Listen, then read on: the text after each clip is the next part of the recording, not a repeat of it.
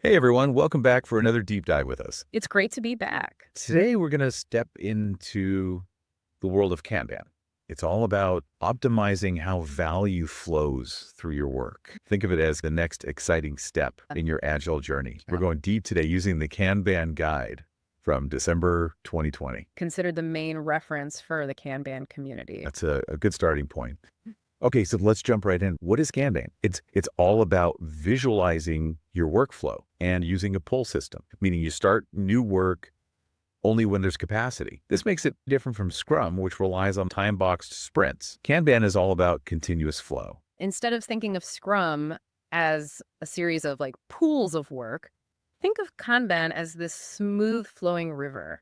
I love that. Okay, so why Kanban though? Why should somebody who already knows Agile and Scrum even care? What's so special about it? For starters, it fits right in with Agile principles. It's really flexible and adaptable, and it can be used for any type of workflow. Think of Kanban as a chameleon. It can blend in with your processes. I like that. So no need to throw out all my Agile knowledge. Yeah, no, not at all. You can build on that. One of the things that is really powerful about Kanban is its focus on delivering value. It helps you find this sort of sweet spot between being effective, efficient, and predictable. Okay, those all sound like positive things. Break it down for me. What does that actually look like in practice? Well, effectiveness means that you're keeping your customers happy by delivering what they want when they want it. Okay. Efficiency, you're making the most of your resources, you're not wasting time, you're not wasting effort. And then predictability, being able to forecast your work and know what to expect. Okay, I'm starting to see how these pieces fit together. So then how do we actually implement Kanban? Great question. Let's start with the foundation of any Kanban system. This is called the definition of workflow, or DAW.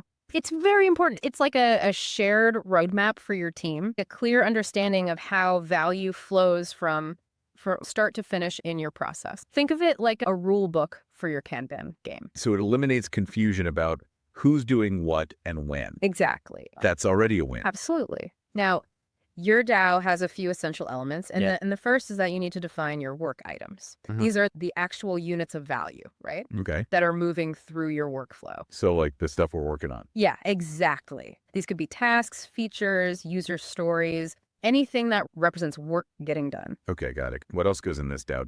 You also need clear start and finish lines Okay. for each work item. Mhm. This helps everybody understand where a piece of work begins and ends its journey. Got it.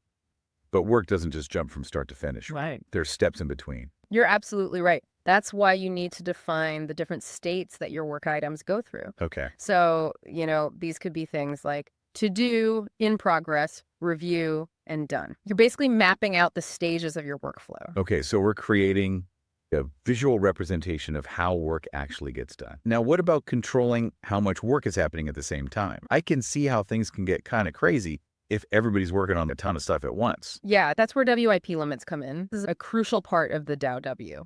We'll get into those a little bit later. They essentially help to prevent bottlenecks and keep things moving smoothly. Got it. So anything else we need to know about the DAO before we kind of move on? I think one important element is defining clear policies for how work items move from one state to the next. This ensures that everybody understands, how work progresses and what are the criteria for moving an item to the next stage. Gotcha. So no more ambiguity about when a task is truly done or ready for review. Exactly. And finally, there's something called the service level expectation, or SLE. Think of this as a forecast of how long it should take to complete a work item based on your historical data. Okay. So it's kind of like estimating delivery times when you order something online. Okay. You're using past data to make a more accurate prediction. Got it. And the more you use Kanban, the more data you gather, which makes your SLEs even more and more reliable. Okay.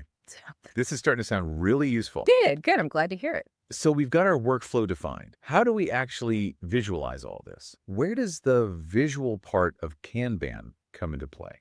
That's a great question. And that's where the Kanban board comes in. It's basically like a giant living map of your workflow where all those essential elements we just talked about, your work items, Right. the different states, the WIP limits, even the SLE, they're all visually represented. So this is where things get really visual. We're not just talking about a to-do list. Yeah. We're actually seeing the workflow You got it. in action. Absolutely. This visual representation makes everything transparent and easy to grasp. For everybody on the team, it doesn't matter if it's a physical board or a digital tool. The key is to make the work, the process, and the policies visible. I'm already starting to see how powerful this could be. No more wondering what stage a task is in or who's working on what. Exactly. It's all right there on the board for everyone to see. This transparency not only helps with coordination, but it also fosters a sense of shared ownership and encourages collaboration. It's much easier to spot areas for improvement or potential bottlenecks when everything is out in the open. So we've got our workflow defined. Yes. We've got it visualized on our board. But what about managing all those work items that are moving across the board? How do we ensure things are actually progressing smoothly? That's where active management comes in. This is the heartbeat of Kanban. It's about keeping things moving, preventing work from piling up, and making sure no task gets forgotten in some corner of the board, right? So it's not just about setting things up and letting it run on autopilot. No. We need to actively be keeping an eye on it Yes. and intervening. Kanban's a dynamic system. Okay. It requires constant attention. Gotcha. And fine-tuning. This involves controlling the work in progress, The WIP limit. ensuring work items don't, by using those SLEs as a guide, and resolving any blocked work items that might pop up. It's about being proactive rather than reactive. Exactly. Like addressing potential issues before they become major roadblocks. You got it. To do this effectively, you need to regularly review and adjust your active management practices. This might involve tweaking your WIP limits, refining your policies, or rethinking certain aspects of your workflow based on what you're observing on the board. This continuous monitoring and adjustment Yes. seems like a key part of Kanban. It is. It's not about finding a perfect system and sticking to it. It's about continuously adapting and improving. Speaking of WIP limits, let's dive a bit deeper into those. They're essential for controlling the flow of work in Kanban. Think of them like traffic signals on a highway. They prevent gridlock and keep things moving smoothly. So how do those WIP limits actually work? What do they look like in practice? They're numerical or visual controls on the number of work items that can be in progress at any given time. For example, you might have a WIP limit of 3 for the in progress state on your Kanban board. Once you hit that limit, no one starts new work in that state until something is finished and moved on. So it forces the team to focus on completing existing tasks before taking on new ones. Yes. It's all about creating that pull system. Exactly. We talked about. Precisely. You only take on new work when there's capacity. And the benefits of WIP limits go beyond just improving workflow. By limiting how much we juggle at once, it helps increase our focus, our commitment, and even collaboration. I can definitely see that. No more context switching madness. That's right. When you're forced to focus on a limited number of tasks, you're naturally more engaged and dedicated to completing them. Absolutely. And it encourages teamwork, too. If the team hits a WIP limit, it often prompts members to help each other finish existing tasks so they can start new ones. It creates a sense of collective responsibility for keeping the work flowing. It's not just about individual productivity. It's about optimizing the team's overall performance. And remember that service level expectation we talked about earlier, the SLE. WIP limits play a crucial role in meeting those expectations. By controlling the flow of work and preventing bottlenecks, you're more likely to complete work items within the expected time frame. Okay, I'm starting to see how all these pieces fit together. Good. We've talked a lot about improving workflow and delivering value. How do we actually measure our progress? How do we know if Kanban is actually working? That's where Kanban measures come in. They're like the vital signs of your workflow, telling you what's working and what needs attention. So it's not just about feeling like things are running smoothly. We actually have the data to back it up. Exactly. And there are 4 key measures you need to track: work in progress, throughput, work item age, and cycle time. What do each of those measures tell us? Work in progress, or WIP, is the number of work items currently in progress. It gives you a snapshot of how much is being juggled at any given time.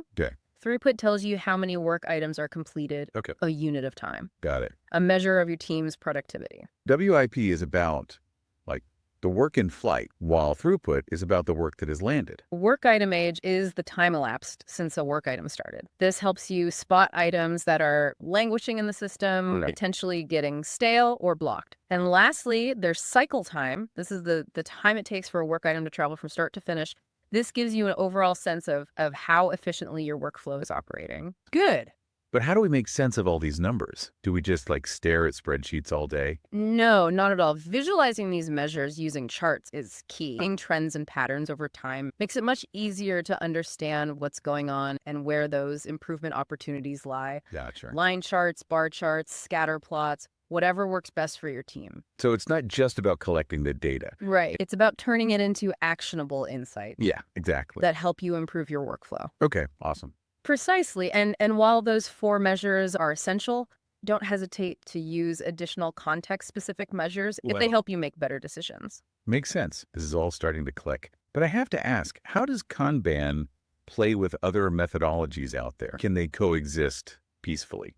Absolutely. In fact, Kanban can be a fantastic complement to your existing Oh, yeah. Agile and Scrum practices. So it's not an either situation. No, We can sprinkle some Kanban magic you got it. into our current processes. Exactly. You can integrate Kanban into your Scrum sprints or use it to manage those non-sprint activities that slip through the cracks. Right. The key is to remember that while adding elements to your Kanban system is fine, Okay. those core practices Yes. and measures should always be preserved. Got it. So Kanban can be that flexible friend. That's right. That helps you level up your Agile game, Exactly. no matter what other tools you're using. Precisely. It's about finding the right blend Okay. that maximizes value delivery and helps you work smarter, not harder. Did you know its origins lie outside the software world? Oh, really? Yeah. Tell me more. I'm always fascinated by the backstory. It all started with the Toyota production system. Okay. Back in the mid-20th century, think efficient car manufacturing lines. Wow. Pioneers like Taiichi Ono, you developed these lean manufacturing principles. And Kanban was a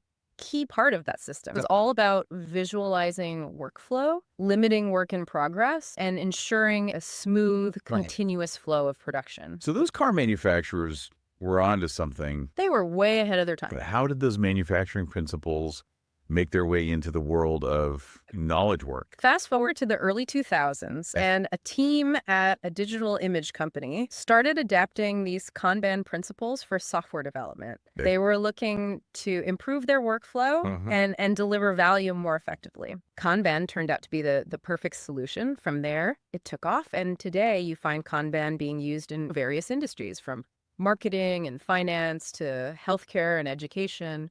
It's amazing to see how a system designed for physical manufacturing has evolved into this powerful tool Yeah, for managing all sorts of knowledge work.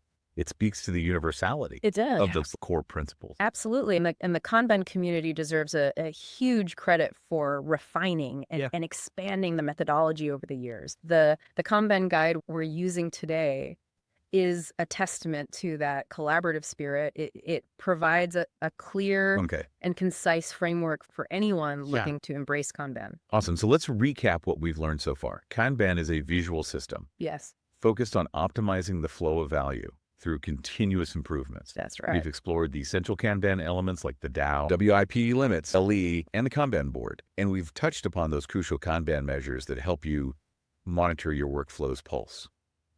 You've covered the essentials beautifully. Now, before we move on, it's worth emphasizing that those core practices and measures are non-negotiable elements of Kanban. They're what set it apart from other methods. The heart of Kanban remains constant, even though You can adapt it. to different context. Give me an example. Sure, let's say you're working on a software project Yeah.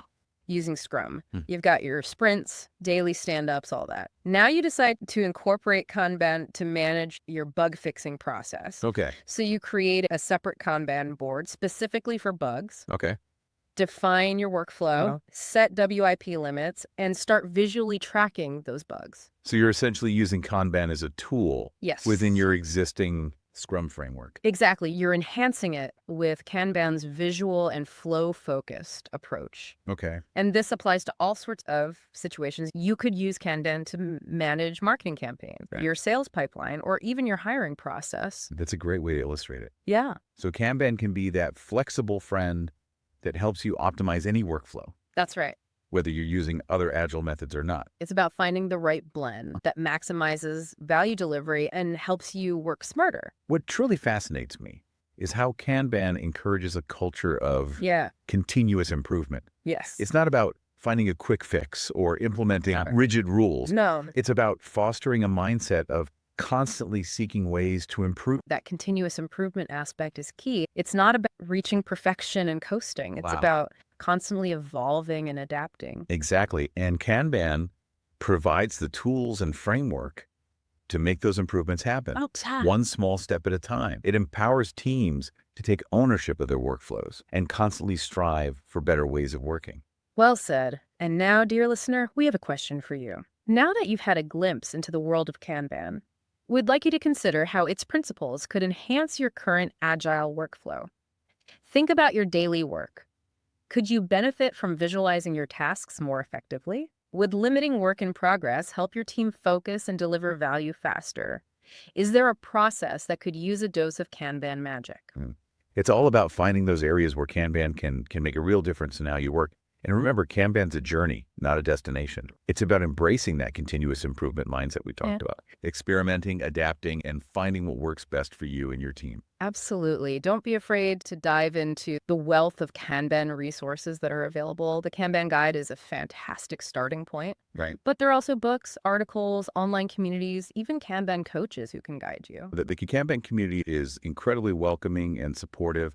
They're always eager to share knowledge and help others succeed. So embrace the Kanban spirit, keep learning, keep experimenting, and keep those workflows flowing. We're excited to see how you put Kanban into action and the amazing results that you'll achieve. Until next time, happy Kanbaning. See ya.